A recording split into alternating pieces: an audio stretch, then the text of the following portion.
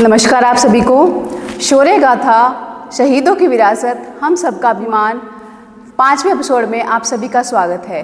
तो आज हम शहीद सुखदेव जी के जीवन के बारे में कुछ बातें जानेंगे। तो शहीद सुखदेव जी का जन्म 15 मई 1907 में हुआ था। उनके पिताजी का नाम रामलाल थापर था और उनकी माताजी का नाम श्रीमती रल्ली देवी था।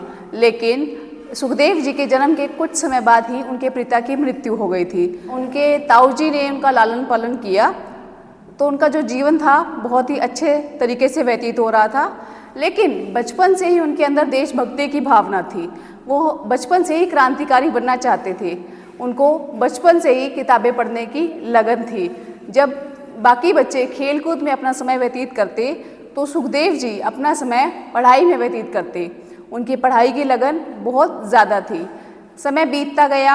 एक दिन की बात है, स्कूल में अध्यापक ने सभी बच्चों से पूछा कि आप बड़े होकर क्या बनना चाहोगे। किसी बच्चे ने कहा मैं अध्यापक बनूंगा, किसी बच्चे ने कहा मैं इंजीनियर बनूंगा, किसी ने कहा डॉक्टर बनूंगा। लेकिन उस समय सुखदेव जी का जवाब था मैं क्रांतिकारी बनूंगा और मैं देश को आज़ाद करवाऊंगा।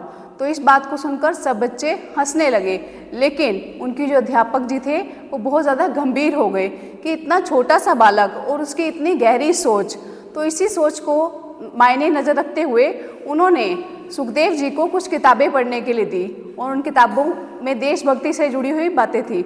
जो किताबें गंगाधर तिलक जी, स्वामी विवेकानंद जी के जीवन से जुड़ी थी। तो उन किताबों को पढ़कर सुखदेव जी के जीवन में और जो क्रांतिकारी भावना थी वो और ज़्यादा उत्पन्न हो गई।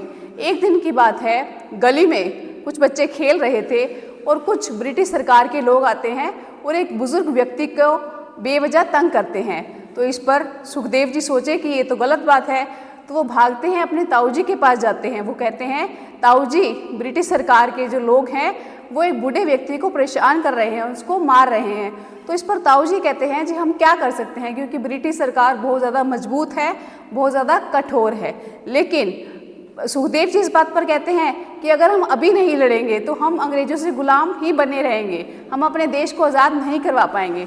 तो इस पर ताऊजी उनके जो ताऊजी है उनका विचार रहता है कि मेरे बच्चे के मन में क्रांतिकारी की भावना और ज़्यादा उत्पन्न हो गई है। ऐसे ही समय बीतता गया। उसके बाद सुखदेव जी का दाखिला नेशनल कॉलेज में कराया गया, जहाँ उनकी मुलाकात राजगुरु जी से और भगत सिंह से हुए। उन तीनों की दोस्ती बहुत गहरी हो गई समय के साथ। लेकिन ये दोस्ती तक ही सीमित नहीं रही। इन तीनों वीरों ने मिलकर देश को आज़ाद कराने के बारे में सोचा और आपस में उसके बारे में विचार करने लगे। एक बार की बात है, 1928 का एक दृश्य हुआ जब शांतिपूर्ण विरोध के दौरान लाला लाजपत राय जी को ब्रिटिश जो सरकारी जो लोग हैं उनके ऊपर लाठीचार्ज किया गया। और उसी लाठीचार्ज के दौरान कुछ समय बाद लाला लाजपत राय जी की मृत्यु हो गई। तो इन तीनों का मन इस घटना के बाद बहुत ज़्यादा भावुक हो गया, बहुत ज़्यादा आहत हो गया। तो इन्होंने सोचा कि जो इस मेन कारण है इस लड़ाई का, जो ब्रिटिश सरकार जिसने ये मेन करवाया था उसको मारा जाए। जो इसका मेन अधिकारी थे वो थे सैंडर्स जी।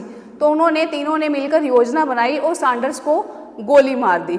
तो ये खबर ब्रिटिश सरकार तक पहुंची। उन्होंने सोचा कि हमें लगता है अब आज़ादी के खिलाफ युद्ध छिड़ चुका है, वो भी कुछ भयभीत हो गए। तो उन्होंने हर तरफ इन तीनों की तलाश शुरू कर दी। लेकिन ये लोग कुछ कहीं ना कहीं छिप गए। कुछ महीनों बाद ब्रिटिश सरकार की तलाश पूरी हुई। उन्होंने इन तीनों को खोज लिया और 23 मार्च 1931 के अंदर यह निर्णय लिया गया कि ये दिन इनकी फांसी का दिन होगा। तो ऐसे समय बीतता गया, लेकिन इन तीनों के चेहरे पर बिल्कुल भी शिकंज नहीं थी, बिल्कुल भी डर नहीं था कि हमें फांसी होगी। इवन इनका जो सीना है वो गर्व से चौड़ा हो गया था। एक दिन रल्ली देवी जी, जो कि सुखदेव जी की माँ है, वो उनसे जेल में मुलाकात करने आती हैं और कहती हैं बेटा भाई ये क्या हो गया। तो वो अपनी माँ को कहते हैं माँ मैंने कोई पाप थोड़ी किया है, मैंने कोई अपराध थोड़ी किया है, मैंने तो सिर्फ देश को बचाने के लिए अपना योगदान दिया है। और माँ अगर मैं अंग्रेजों के सामने झुक जाऊं या उनसे माफ़ी मांग लूँ तो मैं तुझसे चूड़ियाँ ही लेकर आता। इस पर माँ का जो सीना है वो गर्व से चौड़ा हो जाता है और जो उनके दुख के आंसू होते हैं वो थम जाते हैं। वो समझ जाती है कि मेरा बेटा एक क्रांतिकारी है तो जो कि देश के लिए बलिदान देने जा रहा है। तो 23 मार्च 1931 का दिन आता है उन तीनों को फांसी के तख्ते तक ले जाया जाता है, लेकिन उनका जो सीना है वो गर्व से चौड़ा था, कोई भी माथे पर शिकंज नहीं थी। हर तरफ इनकलाब जिंदाबाद, इनकलाब जिंदाबाद का नारा गूंज रहा था। तो इस कुछ समय बाद 7:30 बजे शाम के समय इन तीनों को फांसी दे दी गई और आज भी 23 मार्च का जो दिन है वो शहीद दिवस के रूप में मनाया जाता है। तो ऐसे शत शत नमन है ऐसे वीरों को, जिन्होंने ऐसी माँओं को, जिन्होंने ऐसे सपूतों को जन्म दिया। धन्यवाद।